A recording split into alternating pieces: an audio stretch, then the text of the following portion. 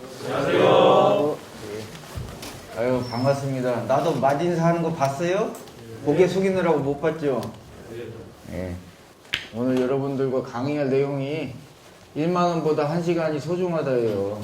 제가 사실 여기 보면 사람 이름 임승수 써있죠? 제 이름이고, 제 소개를 조금 드리면, 저는 원래 대학교를 공대 쪽으로 갔습니다.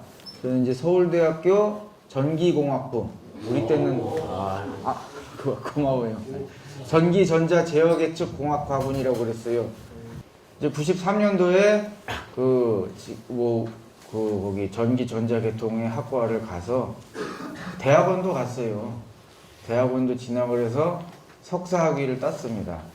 그리고 직장 생활을 했어요. 제 전공을 살려서 연구원으로 직장 생활을 좀 하다가 2006년도에 직장 생활을 그만뒀습니다. 직장 생활을 그만두고 작가의 길을 선택했어요. 그러니까 저를 아는 사람들이 양분돼 있어요. 저랑 학창 시절을 같이 지냈던 사람들은 제가 이런 일을 했을 거라고 생각을 하고 있을 거라고 생각을 못하고, 반대로 또 저를 책이나 이런 강의를 통해서 접한 분들은 제가 이런 얘기를 하기 전까지는 그래 뭐 사회과학 책을 썼으니까 인문사회 쪽을 뭐 공부하고 전공했겠지, 이렇게 생각하시는 분들이 많은데, 제가 좀 중간에 인생이 굉장히 크게 이렇게 업종이 바뀐 경우입니다. 여러분이 아마 지금 또 고3이시고 진학을 하시고 또 뭐 대학을 진학을 하고 나서도, 아니면 뭐 사회에 진출하고 나서도 진로 고민이 계속 될 거예요. 오늘 이 1만원보다 1시간이 소중하다라고 하는 강의 제목은 사실은 이제 내가 어떤 삶을 살아야 할 것인가, 사실 우리에게 가장 중요한 문제잖아요. 내 인생의 진로를 어떻게 설정할 것인가 라는 것에 대해, 그런 질문에 대해서 해답을 찾는 실마리를 한 가지 정도 이제 제공할 수 있는 강의가 아닐까 이렇게 말씀을 드리고 싶어요. 그러면 여기 있는 무슨 제목은 그럼 10,000원이랑 1시간을 진짜 비교해보자 뭐 이런 의미는 아니고, 그 10,000원으로 대변되는 뭐 돈, 그리고 1시간으로 대변되는 시간, 이 돈과 시간에 대해서 우리가 한번 얘기를 해보려는 그런 강의입니다. 자, 이 관점이라는 단어에서부터 한번 얘기를 풀어봤으면 좋겠어요. 관점. 어떤 사물이나 사건, 현상을 보는 방향에 대한 얘기죠. 예를 들어서 이 스마트폰을 보더라도 아이폰이죠. 뒷면에서 보면은 이 사과 표시가 있는 면, 이런 모습이 보이지만 앞면으로 보면 또 어때요? 지금 뭐가 하나 왔네요. 캘린더, 뭐 메시지가 오고, 뭐 이쪽에서 보면 또 무슨 뭐 플러그를 꽂는 그런 구멍이 보이고, 이렇게 이런 아이폰 하나도 어떤 방향에서 보느냐에 따라서 다른 모습이 들어오잖아요. 그래서 그렇게 어떤 사물이나 사건, 현상을 보는 방향에 대한 것, 그것이 이제 관점이다. 저도 그렇게만 생각을 했는데, 개인적으로 이 관점이라고 하는 단어에 대해서 좀 다르게, 좀 진지하게 접근하게 된 계기가 있었어요. 어떤 계기냐면은, 제가 이제 작가로서 여러 권의 책을 썼는데, 그 중에 첫 책이 차베스 미국과 맞짱 뜨다라는 책이에요. 그 책이 뭐냐면은, 지금 여기 세계 지도가 나오죠? 여기에 여기 베네수엘라, 이게 지금 남미 대륙 아닙니까? 그죠? 남미 대륙 최북단에 있는 베네수엘라라고 하는 나라의 대통령, 차베스 대통령에 대해서 나는 연구해서 쓴 책이에요. 여러분은 아마 저희랑 다르게 배웠겠지만, 우리 때 보통 아메리카 대륙 이렇게 하면은 가장 먼저 떠오르는 게 신대륙의 발견이었어요. 콜럼부스라고 하는 사람이 1492년에 여기에 당도해서 이 대륙을 발견했다.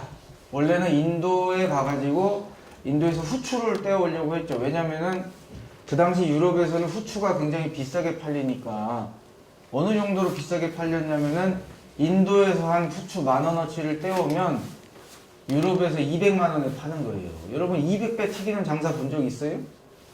내 책이 정가 15,000원인데 이거를 300만원에 팔 수 있다고 생각해봐요.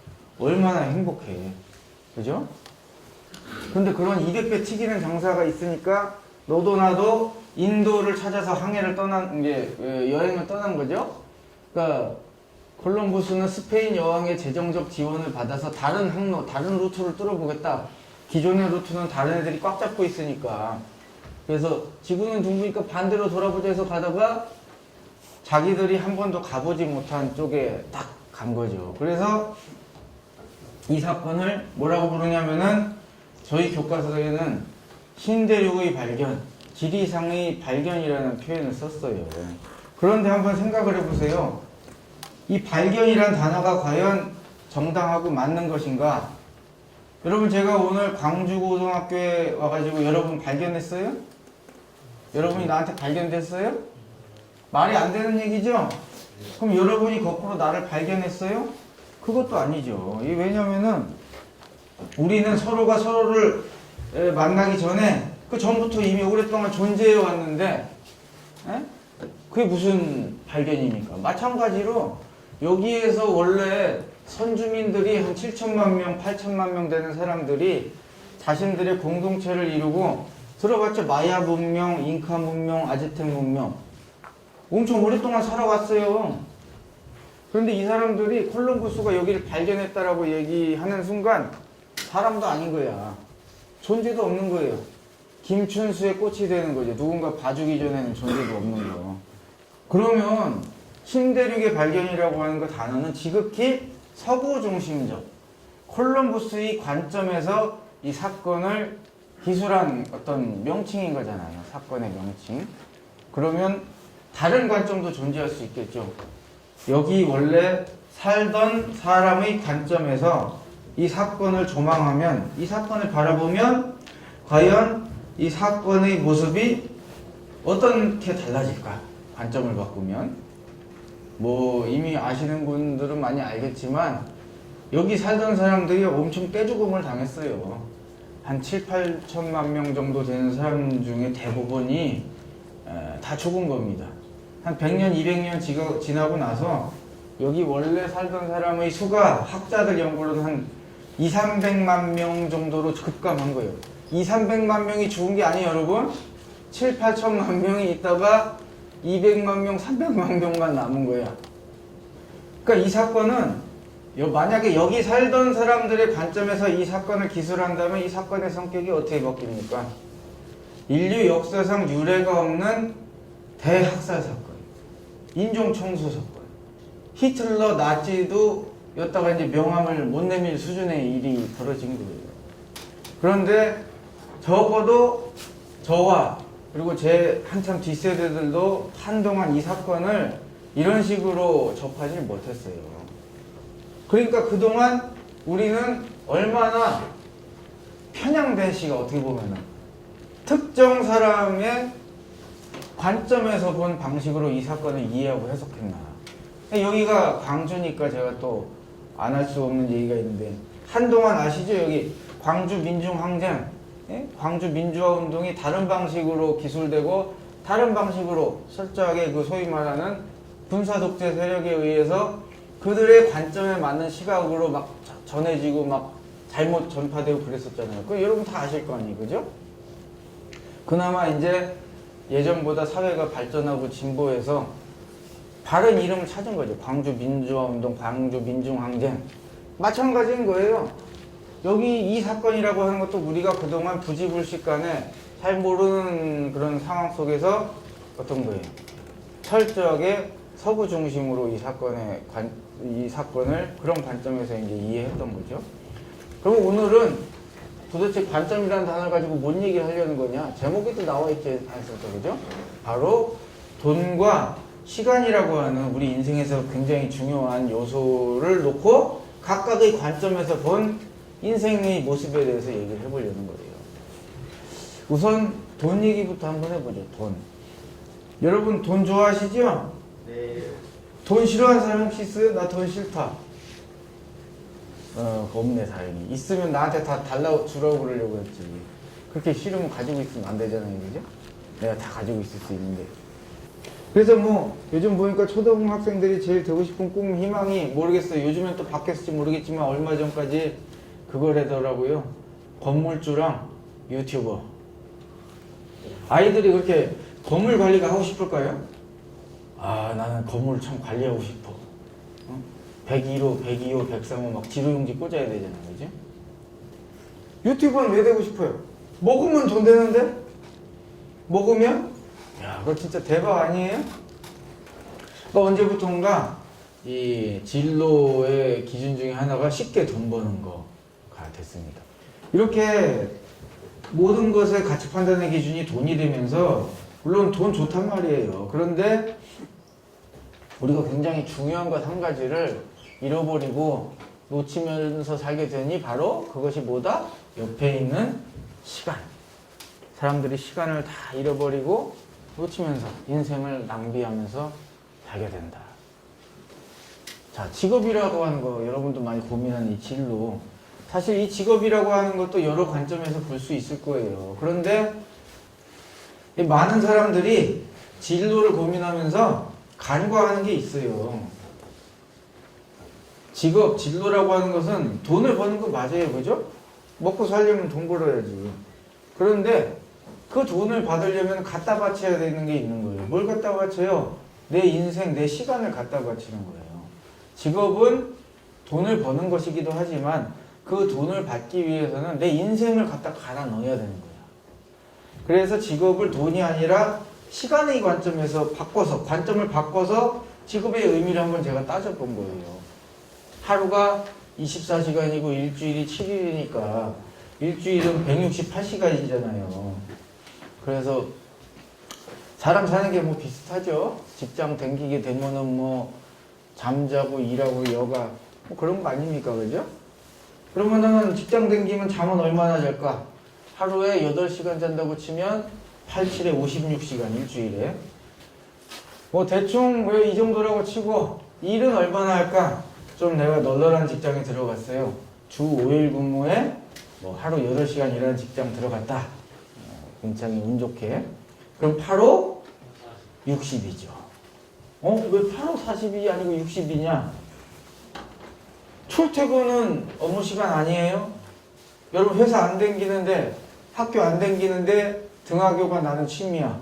출퇴근이 취미 하는 사람 없어요. 학교를 댕기니까 등하교를 하는 거고 직장을 댕기니까 출퇴근을 하는 거예요. 출퇴근도 업무 시간입니다. 출퇴근하다 다치면 산업재해로 인정받아요. 일하러 가다 다치는 거라서. 그러면은 168에서 잠이랑 일을 빼면은 여가 시간이 한 52시간이 남는데 그건 굉장히 널널한 직장을 다녔을 경우라는 걸 염두에 두세요. 대충 숫자 차이가 크지 않으니까 뭐 3분의 1씩이다. 이렇게 제가 한번 대충 놓고 생각을 해본 거예요. 내 그 인생의 기간 중에 3분의 1은 자고 3분의 1은 일하고 3분의 1은 여가다. 야, 그러니까 내가 직장 다닌다는 건 내 인생의 그 기간 중에서 내 인생의 3분의 1을 갖다 바치는 거예요. 적게 잡아도. 그런데 잠자는 시간은 우리가 어떻게 해볼 수 없는 시간이잖아요. 여러분도 지금 어떻게 해볼 수 없어서 자고 있는 거잖아요. 그죠? 그래서 잠자는 시간 빼고 눈 뜨고 깨서 활동하는 시간만 따져보면은 아무리 적게 잡아도 절반 이상, 사실상 절반보다 훨씬 많은 시간을 갖다 바치는 게 그 일을 한다는 겁니다. 근데 여러분 이 직장을 다니게 되면 진짜 충격적인 삶이 펼쳐져요. 여러분 나중에 직장 다니면 어떤 삶이 펼쳐지는지 알아? 여러분 인생에서 이게 없어져요. 이게 뭘까? 뭐가 없어질까? 방학이 없어져. 방학. 진짜 매주 돌아가면 사이클 돌아가면서 출근하다가 딱 1년에 일주일 방학 비슷한 거 있죠? 뭐예요? 여름 휴가. 와, 진짜 그거밖에 없는 거야. 적응이 안 되더라고. 그리고 또 일도 별로 적성에 안 맞고. 그리고 제가 또 저는 이제 IT 분야에서 일을 했을 거 아니에요. 당연히. 제 전공이 그런 쪽이다 보니까. IT 분야의 특징이 뭐냐? 요즘에는 그나마 예전보다 나아졌지만 월화수목금금금. 금토일이 아니야. 뭐 일이 딱 잡히면 월화수목금금금이요. 그리고 밤 9시에 퇴근하면서 뭐라고 하는지 알아요? 미안해요. 먼저 퇴근할게요. 내가 밤 9시에 퇴근하는데. 다른 사람들 막 택시 타고 집에 가고. 대중교통수단 끊겨가지고.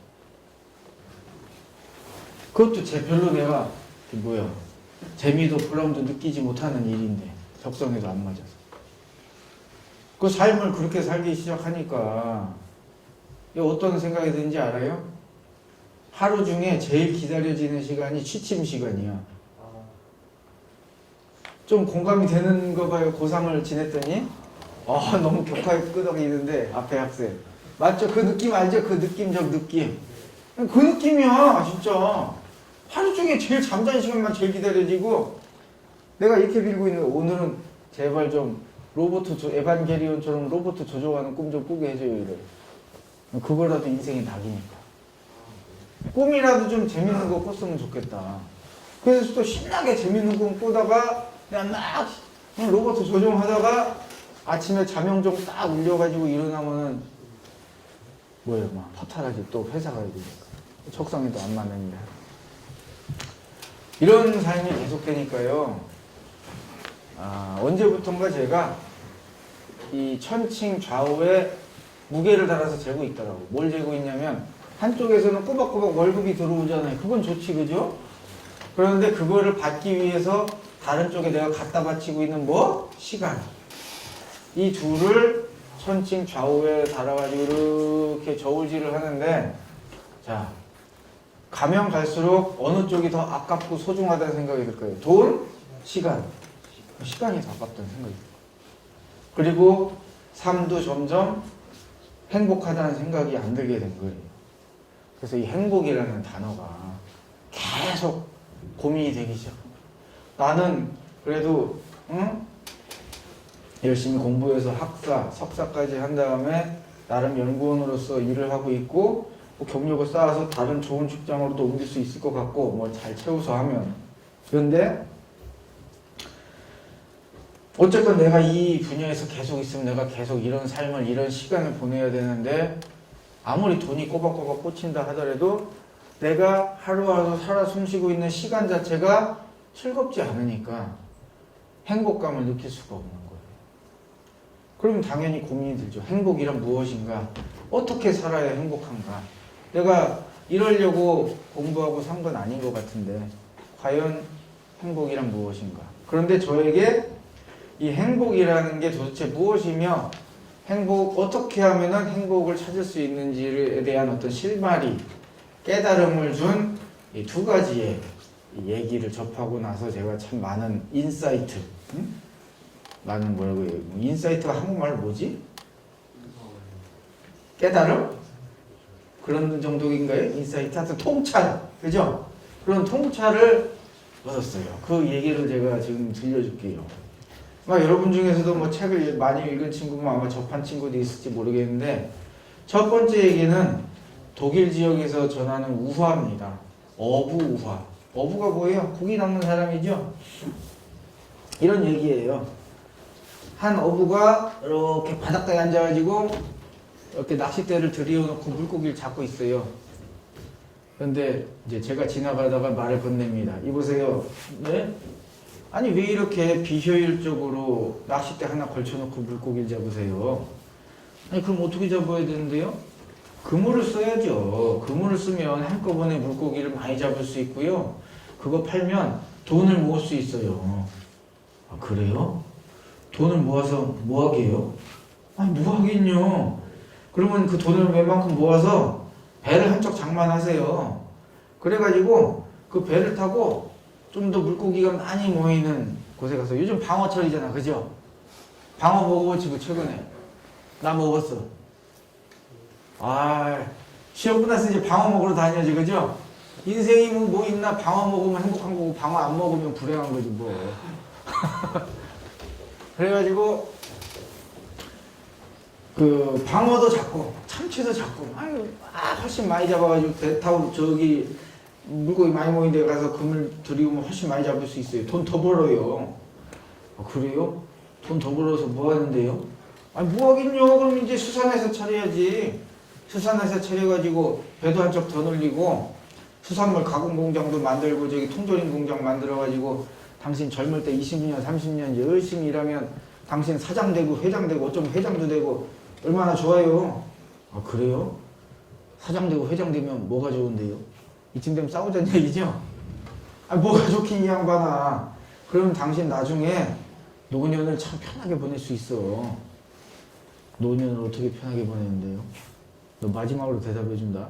응? 노년을 어떻게 편하게 보내냐면 당신 나중에 노년에 한가롭게 바닷가에 나가서 낚시하면서 보낼 수 있어, 이 양반아. 그랬더니 낚시하던 사람이 뭐라고 했을 거예요?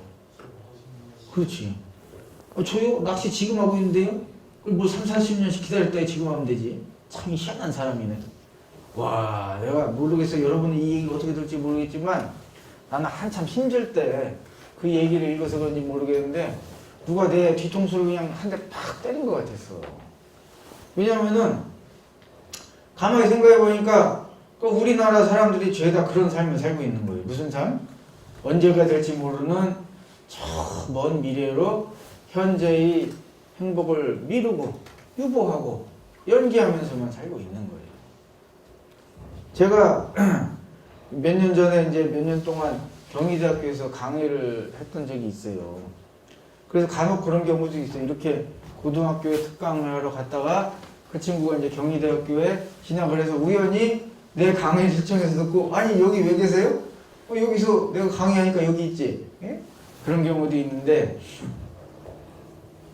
그때 이제 그 대학교 애들한테 제가 물어봐요. 야 니네 고3 때 행복했냐? 뭐 어이없어 하지. 개 어이없죠? 행복을 미루잖아. 왜? 주변에서 다 그러잖아요. 대학생 되면 대학생만 돼봐. 원하는 대학만 가봐. 이런 얘기 많이 하죠? 예? 그래서 대학생 됐어. 야 니네 그래서 어떠냐? 이제 행복을 미뤘냐? 이제 행복 안 미루고 행복해? 더 어이없어 하지. 요즘 대학생들만 힘든데 알죠? 학비 겁나 비싸. 장난 아니죠 학비? 붙어도 문제야. 어? 무슨 등록금 대출 받든지 아니면 또 빚더미 앉든지 뭐 아니면 부모님이 돈이 많으면 이제 다행이지만 우리나라 모든 부모님이 다 돈이 많은 건 아니잖아요. 형편이 안 되는 경우는 이게 또 엄청난 부담으로 올 수도 있어요. 그죠? 그렇게 또 대학을 가서도 어떻게 행복을 미루어. 자, 그래가지고 원하는 저기 직장에 갔어요. 열심히 해가지고. 그러면 이제 뭔 일이 벌어져? 아까 얘기했죠. 뭐가 없어진다고 했어, 내가. 방학이 없어져. 이제 방학이 없어진다고. 시간보다 더 구체적으로 얘기해. 방학이 없어진다니까? 그러고 살다가 이제 결혼해봐요. 애 생기지, 나처럼. 그럼 이제 무슨 삶이 펼쳐지는지 알아요? 진정한 타인을 위한 삶이 펼쳐집니다. 여러분 부모님한테 잘해주세요. 내가 애 둘 키워보니까 참 그게 마음이 좀 그렇더라고. 우리 부모님 다 연로하셔가지고 지금 건강도 예전보다 많이 안 좋아지셨어. 우리 부모님들도. 그러고 살다 보면 이제 무슨 생각이 들어요. 아이고 행복이란 단어 자체를 까먹고 살게 됩니다. 그냥 하루하루 숨 쉬니까 사는 것이 뭐 이런 생각 들어요. 내가 이제 그 어부우화를 듣고 정말 쇼크를 받았어요. 야 그렇구나. 이런 식으로 항상 현재 당장 행복할 수 있는 그런 어떤 순간을 미루면서 항상 이렇게 다람쥐 쳇바퀴 돌듯이 살고만 있는 게 단 한 번뿐인 내 인생을 잘 사는 것인가. 그런 고민이 들기 시작하는 거예요. 그래 그럼 나는 행복을 미뤄서는 안 되겠구나. 그래 미뤄서는 안 되겠다는 건 알겠다 이거야. 그럼 구체적으로 어떻게 해야지 행복할 수 있는가? 지금 이 순간부터. 또 구체적인 그런 방법에 대해서 나에게 인사이트, 통찰을 준 책이 있습니다. 죽어가는 사람이 가장 후회하는 5가지라는 제목의 책인데 여기 있는 브로니 웨어라는 사람이 어떻게 이런 제목의 책을 쓰게 됐냐? 이 사람이 하는 일 때문에 그렇습니다. 뭔 일을 하는 분이냐면은 호스피스 간호사. 호스피스 간호사가 뭐 하는 분이에요? 그러니까 병원에서 더 이상 어떤 추가적인 조치가 의미 없는 환자들 있잖아요. 시한부. 이 사람은 죽음이 얼마 남지 않았다. 그런 사람들을 좀 편안하게 남은 여생을 케어하면서 이제 관리해주면서 뭐 진통제도 놔주고 뭐 이렇게 밥도 먹여주고 그런 사람이 필요할 거 아니에요. 그런 어떤 삶이 얼마 안 남은 사람을 전문적으로 간호하는 인력이에요. 그것도 이분은 병원에서 일하는 게 아니라 그 사람 집에 들어가는 거예요. 병원에 있을 이유가 없으니까 어차피 거기서 뭐 조치를 받는 게 의미가 없으니까 이런 분들은 호주에서는 집에 가나 봐요. 그리고 집에서 전문 간호 인력이 붙어서 그 사람이 이 사람이 생이 닿을 때까지 도와주고 케어를 해준 다음에 이 사람이 사망하면 이 인력은 또 다른 집에 가고 그런 일을 오랫동안 한 사람이니까 자기 집도 없어요. 집이 있을 이유가 없지. 맨날 남의 집에 들어가서 일하는데. 그리고 굉장히 오랫동안 그 일을 하면서 삶을 마감하는 죽어가는 사람들과 대화를 많이 합니다. 그 사람들이 자기에게 주로 털어놓는 얘기 중에 대부분이 뭐겠어요? 후회지. 그냥 인생을 마감하는 순간이잖아요. 그럴 때는 후회감 같은 걸 많이 토로하게 되잖아요. 그런데 어느 날 이 브로니웨어 씨가 자기가 이제 그동안 자기한테 털어놨던 그 사람들의 후회를 다 복귀하고 정리해 보니까 이 사람들이 자기한테 털어놓는 후회들이 다 비슷하고 겹친다는 걸 깨달은 거예요. 그러니까 사람들이 후회하는 게 다 비슷해. 그러면은 이 브로니어가 그런 생각이 든 거예요. 야, 사람들이 이렇게 다 비슷한 후회를 할 거면 아예 그런 후회를 안 하도록 살면 될 거 아니냐. 미리부터 그러니까 젊을 때부터 사람들이 죽을 때 이런 후회를 많이 하니까 나는 이런 후회를 안 하도록 살면 그게 그 삶이 후회가 적고 후회가 적은 삶은 좀 더 어떤 삶? 행복한 삶이 될 거 아니냐. 이런 생각이 들게 된 거예요. 그래서 자기한테 그 털어놨던 후회 중에 가장 많이 하는 후회 5개를 정리해가지고 블로그에 글을 써가지고 올렸는데 그게 조회수 대박이 터진 거지. 그래서 책까지 내게 된 거예요. 제가 지금 그 5가지가 뭔지를 여러분들한테 말씀을 드릴 건데 그 5개 중에 이제 깎기 전에 5개를 자 5개 중에 이런 후회가 있을까요? 어떤 후회냐면은 내가 진짜 내가 죽기 전에 내 국민은행 장부에 0을 하나 더 붙이고 갔어야 되는데 아니면 그 숫자 앞에 3을 6으로 바꾸고 갔어야 되는데 그러니까 쉽게 얘기하면 뭔 얘기예요? 은행 잔고를 조금 더 늘리지 못한 것에 대한 후회 5개 중에 있어요? 없어요? 맞아요. 없어요. 그러면 이런 후회는 있을까? 내가 진짜 도곡동 타워팰리스에서 살았어야 되는데 내가 진짜 청담동 어디에서 살았어야 되는데 서울 청담동 내가 정말 한남 라인원에서 살았어야 되는데 나는 왜 한남 라인원 하나 갤러리아 포레에서 못 살았을까?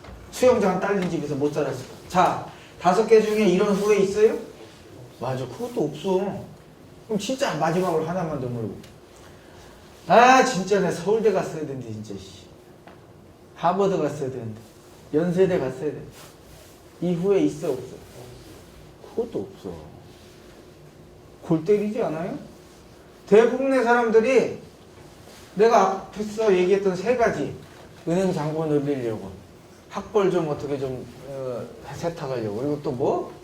지평수 어떻게 늘리고 좋은 동네로 이사가 보려고 그렇게 안간힘을 쓰면서 시간을 보내고 사는데 생의 마지막 순간에 가장 많이 하는 5가지 후회 중에 하나도 없어. 이게 무슨 진짜 인생의 아이러니입니까? 그럼 가장 많이 하는 후회는 뭐냐? 깔게요. 자, 가장 많이 하는 후회는 이겁니다. 자, 이거는 중요한 내용이니까 이것만 한번 같이 읽어봅시다. 시작! 자, 보세요. 못 번 돈을 후회하고 있어요? 못 살아본 시간을 후회하고 있어요? 그렇죠. 못 살아본 시간을 후회하고 있어요. 못 번 돈이 아니라. 2번째로 많이 하는 후회는 내가 그렇게 열심히 일하지 않았다. 열심히 일한 걸 후회해. 그것도 호주 사람이. 우리나라 사람도 아니고.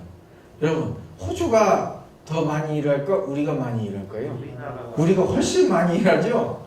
그런데 우리보다에 비하면은 아모르 파티죠, 예스, 호주 사람들. 그리고 뭐 까르페 디엠이지. 그런 호주 사람들이 야, 내가 무엇하러 그렇게 정신없이 열심히 일했을까? 그럼 한국 사람 뭔데, 너? 내 감정을 표현할 용기가 있었더라. 친구들과 계속 연락하고 지냈더라. 나 자신에게 더 많은 행복을 바라겠더라. 이게 생을 마감하는 사람들이 하는 거의 대부분의 가장 많이 하는 5가지로 거의 겹치는. 제가 이 5개를 보고 내 무릎을 탁 쳤다는 거 아닙니까? 왜 무릎을 쳤느냐? 저 5개를 다 나한테 적용을 해본 거예요. 일종의 나의 중간 점검이 될 수 있잖아요. 내가 인생을 후회 없이 잘 살고 있는지 후회 만땅인지는 이 질문에 대해서 나한테 적용해보면 그 답 여부에 따라서 내가 잘 살고 있는지 후회 막심한지를 알 수 있는 거예요. 자, 하나씩 해보죠. 다른 사람이 아닌 내가 원하는 삶을 살았더라. 여러분 솔직히 얘기합시다. 내가 서울대 나와가지고 저기 지금 이거 하고 있는데 사회과학 도서 책 쓰고 있는데 내가 계속 연구원을 했으면 지금 내 나이쯤 되면 내 친구들은 막 대기업 차장 부장 하고 있을 거 아니에요, 그죠? 나도 뭐 계속 이쪽 경영을 탔으면 그렇게 하고 있을 거고. 그럼 대기업 차장 부장쯤 되면 연봉 1억은 될 거 아니에요, 그죠? 내 연봉 1억 돼 보여요? 어떻게 알아? 확신해? 확신해요? 맞았어. 아니야. 훨씬 작아요. 그러면은 나는 돈이라는 관점에서 보면 잘 살았어. 인생 꼴았어. 꼴았죠. 그러니까 내가 계속 그 원래 전공을 살려서 살았으면 은행 잔고도 훨씬 더 많았을 것이고 돈 경제적으로도 더 풍요로웠을 거란 말이에요. 그러면 나는 과연 불행한 삶을 살고 있는 것이냐? 자, 봅시다. 다른 사람이 아닌 내가 원하는 삶을 살았더라고요. 아까 얘기했죠. 그 삶은 내 적성과 너무 안 맞았다. 내가 원하는 삶이 아니었어요. 근데 내가 왜 지금 사회과 인문사회 분야 책을 쓰면서 살겠어요? 하고 싶으니까. 우리 부모님이 설마 나한테 모델하고 해서 의사 되라고 했잖아요, 그죠? 승수야, 너는 마르크스주의에 대한 책을 쓰는 작가가 돼야 된다. 이런 얘기 안 했다고. 부모가 원하는 삶도 아니고 주변 사람이 되라고 하는 삶도 아니에요. 다만 내가 흥미를 느끼고 관심을 가지면서 내가 하고 싶었던 삶이야. 내가 원하는 삶을 선택하니까 일과 여가의 구분이 없어져. 여러분 딱 봐요. 내가 지금 강의하는 모습 보면은 일하고 있는 모습 같아. 여러분이랑 농담 따먹기 하는 것 같아. 여러분이랑 농담 따먹기 하면 노는 것 같잖아. 난 즐겁거든. 내가 이 삶을 살면서 좋은 것은 내 인생에선 일과 여가의 구분이 없어요. 그냥 재밌어. 여러분들이 내 강의를 들어주고 거기에 대해서 공감해주고 그런 시간 자체가 즐거운 거예요. 보람을 느끼고. 내가 그렇게 열심히 일하지 않았더라면 딱 봐요. 열심히 일하게 생겼나? 아닌 거 느낌 팍팍 오죠? 그러지? 열심히 일하게 생겼어? 전혀 아니잖아. 맞아요. 특히 내가 허리를 굉장히 크게 아프고 나서는 좀 더 그런 마음이 생겼어요. 왜냐면은 그때 내가 진짜 걸음도 못 걸었거든. 와, 진짜 눈앞이 노랗더라고. 우리 둘째랑 나랑 같이 기고 있는 거야, 땅바닥에서. 걔도 그때 돌도 안에서 기고 있는데 옆에서 나도 기고 있어. 지금 웃으면서 얘기하지만 그때 진짜 아내가 그 모습을 보면서 기가 찼대. 아니, 둘째랑 같이 내가 기고 있으니까 허리가 아파가지고.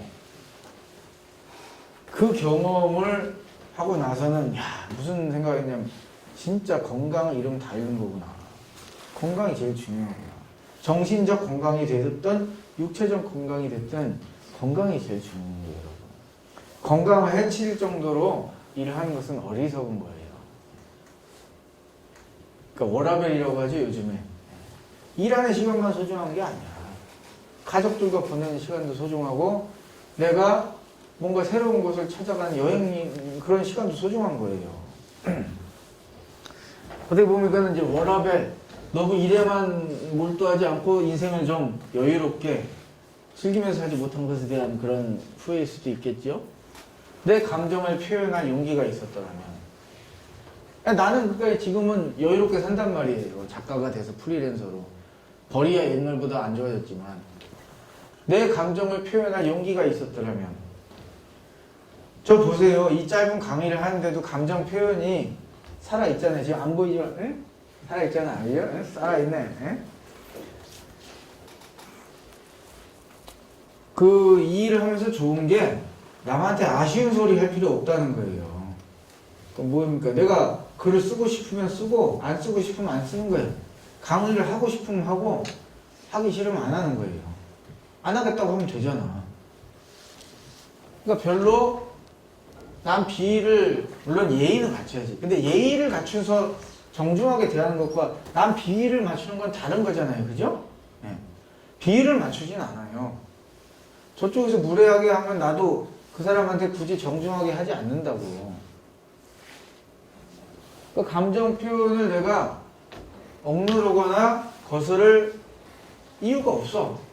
화날 땐 화를 내고 슬플 때는 울고 기쁠 때는 활짝 웃고. 그런데 알겠지만 여러분 직장 생활을 하다 보면 그러기가 쉽지 않아요. 학교 생활을 할 때도 그러기가 쉽지 않은데 직장은 더해요.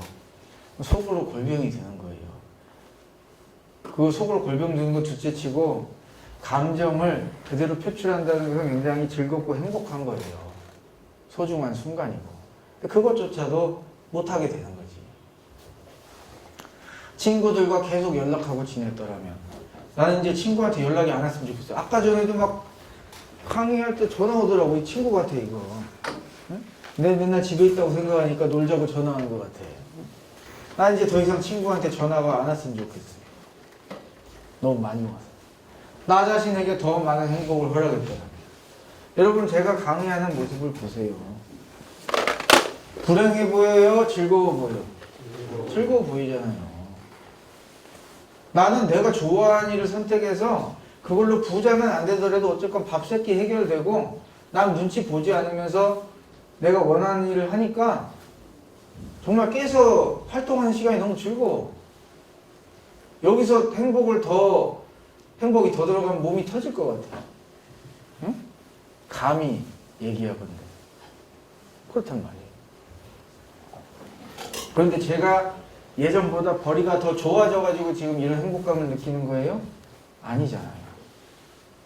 그게 아니라 내가 원하는 일을 발견해서 그 일을 업으로 삼아서 부자는 아직 안 됐지만 그래도 다행히 밥 세끼가 꾸준히 해결되고 그렇게 내가 좋아서 하는 일이 나만 좋은 것도 아니고 여러분들에게 좋은 영향, 메시지도 줄 수 있고 서로 우리 공동체에 뭔가 좋은 영향을 끼치는 일을 하고 있다라는 것에서 오는 자존감과 행복감이 있는 거예요. 여기에서 굉장히 큰 보람과 즐거움, 행복을 느끼고 있는 거예요. 그런데 만약 생각해봐요. 내가 인생을 여전히 돈을 최우선순위로 삼아서 인생의 진로가 있단 말이에요. 여러 가지가 A가 있고 B가 있어요.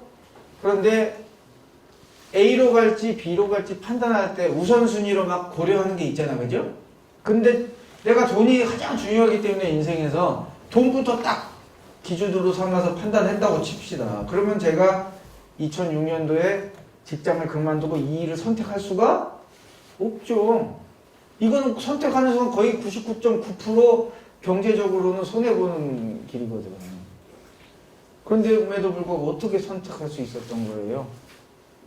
돈이 중요하지만 돈보다 더 중요한 우선순위가 있었던 거예요. 바로 뭐 시간. 내가 A라는 선택지를 선택했을 때 그 인생의 경로에서 나에게 쌓일 시간들.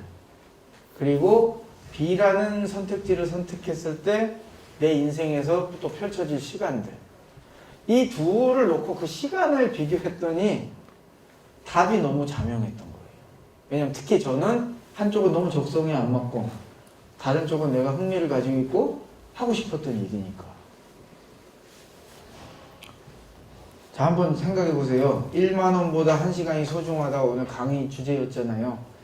제가 지금까지 이런 얘기를 쭉 들려주기 전과 지금 이런 얘기를 어느 정도 듣고 나서 그 제목을 봤을 때 느낌이 좀 다르죠? 돈이 중요하지 않다는 얘기는 절대 아닙니다.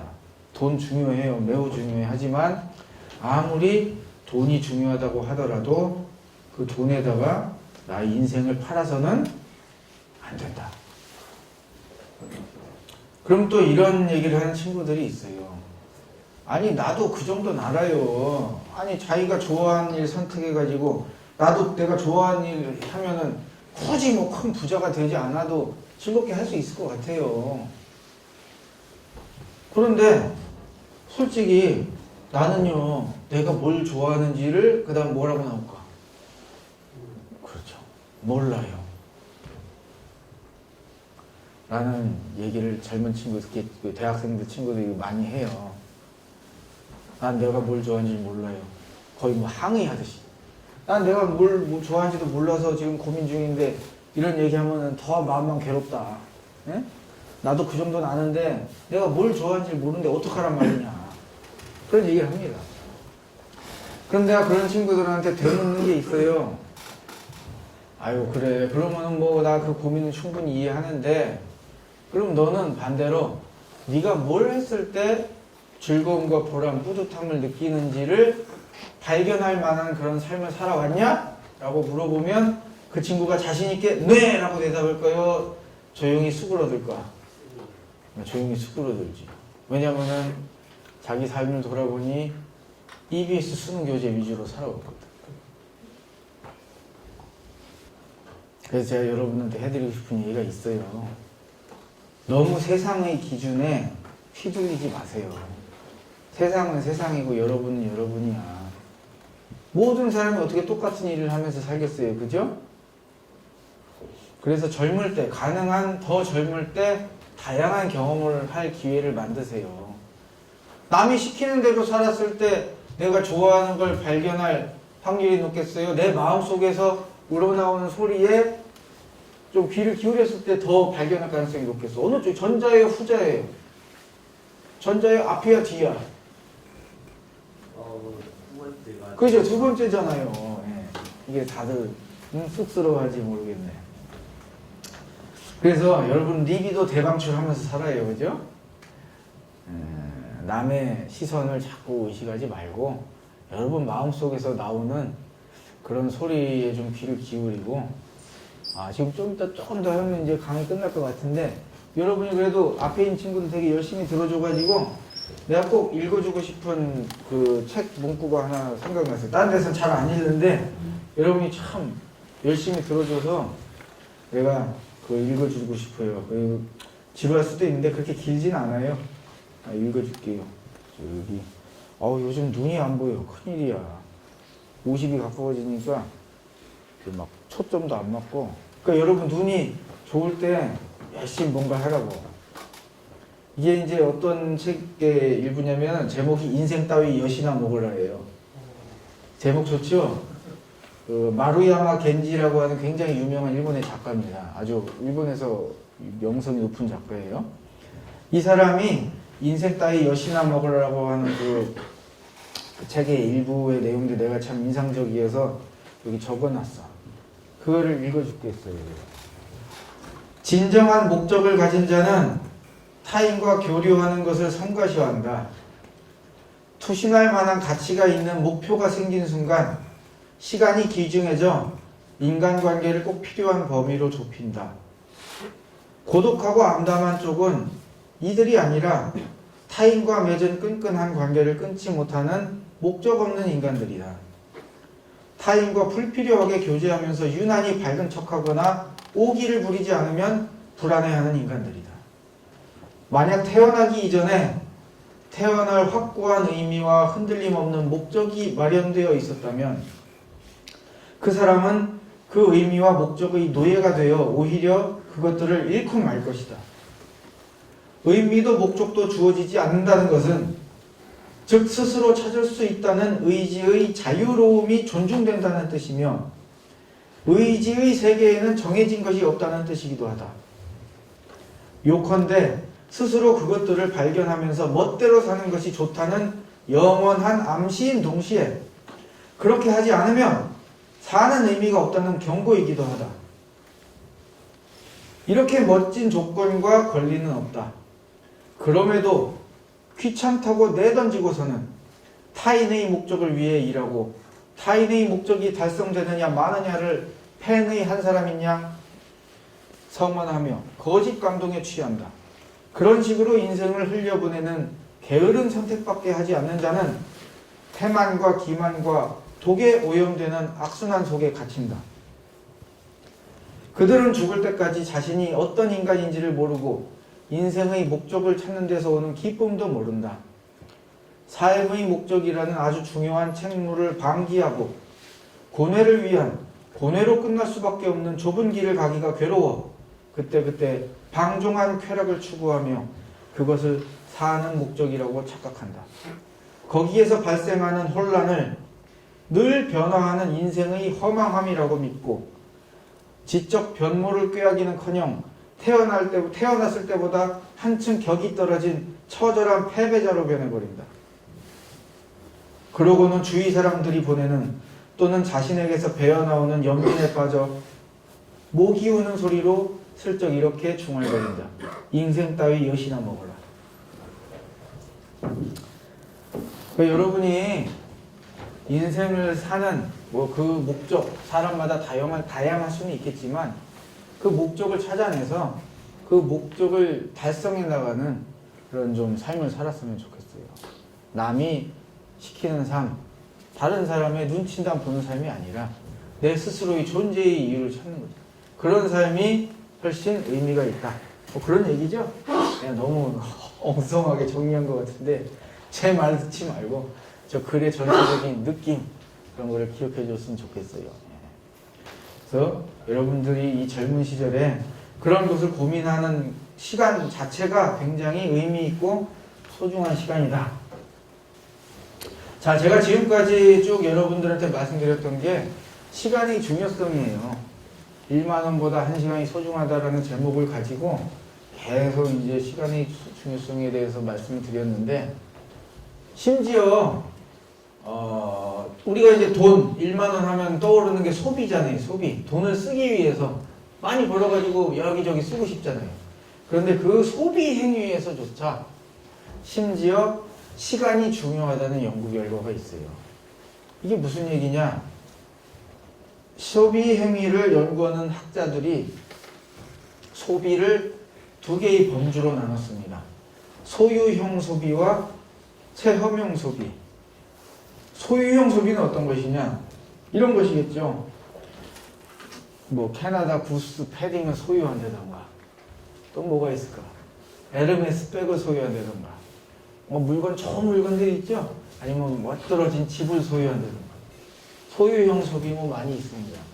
체험형 소비는 어떤 걸까요? 여행을 간다던가 그렇지 맛있는 거 먹는 거 뭐 진짜 지금 방어회를 먹는 게 체험이지 그죠? 아니면 뭐가 있을까? 내가 좋아하는 악기를 한번 배워본다든가 아니면 뭐 연극을 한번 해본다든가 뭐 그런 것이 체험형 소비일 거예요. 소비를 이렇게 두 가지의 범주로 나눠서 각각의 소비 행위를 했을 때 그 소비를 통해서 얻을 수 있는 만족도 그리고 그 만족감이 얼마나 오래 지속되는지를 그 학자들이 설문조사에서 통계를 내본 거예요. 수치로 이렇게 바꿔본 거예요. 자, 여러분이 생각하기에 소유형 소비와 체험형 소비 중에서 만족도와 지속도가 어느 쪽이 높게 나왔을 것 같아요? 이거는 그렇죠. 체험형이 높게 나왔어요. 이건 뭐 설문조사하면 여기서도 체험형이 압도적으로 높게 나오더라고요. 일반적으로. 그럴 수밖에 없는 게 생각해봐요. 나중에 여러분이 이제 뭐 예를 들어서 대학교를 진학하고 그리고 또 사회생활 하다가 한참 뒤에 대학교 동창회에서 이제 친구들을 만난 상황이에요. 그런데 그 중에 한 친구가 야 기억나냐? 나 대학교 때 위아래로 300만 원대의 아르마니 정장을 소유했었잖아 라고 자랑하는 친구가 있겠어요? 그런 자랑하면 그 친구 상태 안 좋은 거잖아 지금. 전문가의 상담이 필요한 거 아니야 지금 빨리 시급하게. 그런데 똑같은 300만 원인데 야 기억나냐? 나 대학교 때 응? 그때 친한 친구랑 같이 둘이 열심히 알바해가지고 둘 다 한 6개월 알바해서 한 200만 원 응? 열심히 모으고 그걸로 돈이 조금 부족해서 100만 원 둘이 또 대출 껴가지고 300만 원 가지고 방학 때 그 친구랑 같이 이탈리아 일주 했었잖아. 똑같은 400만 원이에요, 그죠? 그런데 나중에 이제 동창회에서 두 배 얘기를 듣고 누가 더 부러워? 여행이 훨씬 부럽죠. 똑같은 300만 원인데 어떤 친구는 아르마니 정장 소유했었다니까. 야, 너 지금 전문가의 상담이 시급하다고 그러는데 한 친구가 이제 그 당시 300만 원으로 이탈리아 일주했던 얘기하니까 아 맞아 나는 그때 솔직히 네 오버한다고 생각했어. 야, 뭘 저렇게까지 해가지고 대출까지 껴서 응? 이탈리아를 다녀오냐 했는데 지금 생각해보니까 네가 위너다. 내가 왜 그때 용기를 내서 그렇게 못했는지 그 시절에 그런 경험이라도 한번 쌓았어야 되는데 그러지 못한 게 너무 아쉽구나. 그런데 보세요. 그렇게 내 돈으로 체험을 한다. 체험형 소비를 한다. 체험을 산다. 결국에 내 돈으로 뭘 사는 거예요? 시간을 사는 거지. 시간. 기억을 사는 거죠. 1분 1초. 내가 이 돈을 썼을 때 이 돈으로 무엇을 가질 것인가가 아니라 어떤 1분 1초를 남길 것인가 내 인생에서 그 시간을 사는 거예요. 체험을 산다는 것은. 그럼 제한된 재원으로 어딘가에 좀 더 행복을 극대화시킬 수 있는 소비는 무엇이냐? 그 돈으로 내가 사랑하는 사람들, 내가 소중하게 생각하는 사람들과 어떤 1분 1초를 남겼느냐로 따졌을 때 훨씬 현명하고 아주 효율적인 소비가 된다. 그래서 우리 가족은 사실 얼마 전에도 울산을 다녀왔어요. 제가 울산에서 거기 무슨 예술인들 대상으로 강의를 하는 일정이 있었는데 그 강연비 다 썼어. 그거 모자랐던 것 같아. 우리 가족 데리고 울산 여행을 간 거예요. 까마귀, 울산에 여러분 까마귀 엄청난 거 알아요? 모르는구나. 엄청나게 거기 나 세상에 종말이 온 줄 알았어. 어디 손전탑 있는 쪽에 가니까 까마귀가 수만 마리 있는 것 같아 진짜. 하늘이 새까매. 나 그런 장관은 한 번도 본 적이 없어요. 우리 애들도 그거 보고 나서 다음날도 대왕항 가고. 그러니까 우리 가족 같은 경우는 그렇게 좀 일정이 있을 때마다 애들 학교 쨌지. 뭐하러 보내 학교 가봐야 더 학교 빼고볼게 더 배우겠어? 그거 보더니 까마귀 보는 게 훨 낫지. 응? 그래 안 그래? 당연하지. 뭐하러 더하기 빼기 따위를 배우고 있어. 나랑 가서 까마귀나 하나 더 보면 우리 가족과의 행복한 시간도 남기고 얼마나 좋아. 갔어요. 학교 이틀 쨌지 그냥. 많이 찌요 우리 애들. 물론 중학교까지 가서도 이렇게 할 수 있는지 모르겠지만 어쨌건 초등학교 때니까 더 많이 그러려고 노력을 하는 편이에요.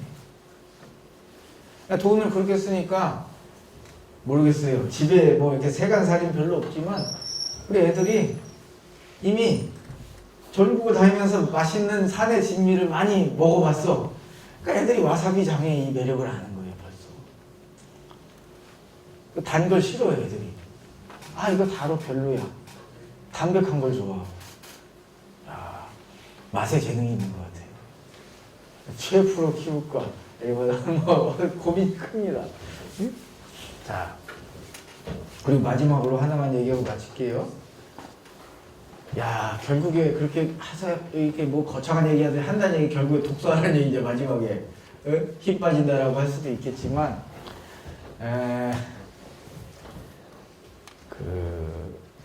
여러분 수많은 사람들이 돈을 벌려고 환장하잖아요. 그런데 제가 지금 계속 얘기한 게 뭐예요? 돈보다 시간이 중요하다고 얘기했죠? 그러면 돈이 아니라 시간을 벌 수 있으면 더 초대박 아니야? 돈보다 더 중요한데 시간이? 바로 그 시간을 벌 수 있는 게 이 독서예요. 뭔 소리냐? 독서하면 시간을 쓰는데 어떻게 시간을 버냐? 알려줄게. 여러분 내가 쓴 책 중에 학생과 원숭이도 이해한 잡은 그거 안 읽어봤죠? 듣기만 했지? 예. 내가 그거 10년 개고생해서 썼어. 그러니까 거기에는 내 인생 10년 갈아 넣었어요. 그 책 내용에는 내 인생 10년의 개고생. 물론 이 물리학자도 자기 인생에 수십 년의 지식을 갈아 넣었을 거 아니에요, 여기다, 그죠? 내가 이거 읽는데 수십 년 걸려? 아니죠. 내 책 원숭이도 이해한 자분한 이 머리 좋은 애들 하루 만에 다 읽더라고. 나 능욕당한 것 같아. 난 10년을 거기서 갈았는데 그 인간이 내 10년을 하루 만에 쪽팔아 먹더라고. 바로 그게 뭐의 위력? 독서의 위력이에요. 여러분이 내가 10년 개고생해가지고 정리해놓은 걸 갖다가 하루 이틀 쪽팔아 먹는다니까? 그럼 그거 쪽팔아 먹으면은 10년 버는 거지. 그러면 더 가치 있는 책들은 건당 막 수십 년, 100년짜리일 거 아니야. 그런 책들 막 읽어봐요. 100년짜리 책 100권 읽어봐. 만년이에요. 여러분 만년 살 것 같아? 만년 못 살아요. 만년 살아도 그렇게 그런 지식과 지혜를 얻을 수 있다는 보장도 없어. 그죠? 그런데 나는 책을 열심히 읽음으로 인해서 내 머릿속에 인간의 수십만 년의 지혜가 축적될 수 있고 엄청난 기적이 일어날 수가 있는 거예요. 그래서 여러분 특히 나처럼 노안이 오기 전에 열심히 책을 읽으면 읽을수록 바로 뭘 번다? 시간을 번다. 이렇게 낫는 장사가 없어요. 그래서 물론 게임도 좋아요. 게임도 재밌어. 나도 지금도 하니까. 근데 그것도 좋지만 가능하면 또 책을 좀 많이 읽었으면 좋겠다. 그것이야말로 진짜 여러분의 인생을 2배, 3배, 4배로 살 수 있게 해주는 거다. 이 얘기 꼭 하고 싶었습니다. 그래요. 여러분 뭐 열심히 들은 친구들은 오늘 저한테 들은 내용이 여러분의 인생 진로를 좀 이렇게 잘 설계하는 데 있어서 좀 도움이 됐으면 좋겠어요. 오늘 만나서 반가웠고요. 이걸로 오늘 제 강의 마치겠습니다. 수고하셨어요.